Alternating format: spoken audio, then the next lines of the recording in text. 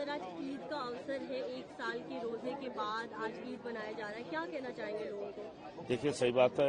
एक महीना रोजा रखने के बाद सारे देश के हमारे मुसलमान भाई और बहनें सब आज ईद मना रहे हैं। इसीलिए मैं खास करके सारे भारतवर्ष के लोगों को, मैं तो उड़ीसा से हूं, फिर भी सारे भारतवर्ष के जितने भी हमारे मुस्लिम भाई बहनें हैं, उसके साथ साथ सब वर्ग, सब धर्म, सब कौम के लोगों को मैं ईद मुबारकबाद देना चाहता हूं, क्योंकि हमारा देशी भाईचारा का देश है। हम लोग सब मिलजुल के हमारे पर्व सब मनाते हैं, ईद मनाते हैं, जैसे कि दुर्गा पूजा मनाते हैं। अलग अलग धर्मों का नाजरीन, मैं पहुंचा हूं लेबनान, जहां पे जंग। सबको बहुत बहुत मेरी तरफ से मुबारकबाद देता हूं कि हमारा देश एक है, हम लोग एक रहेंगे।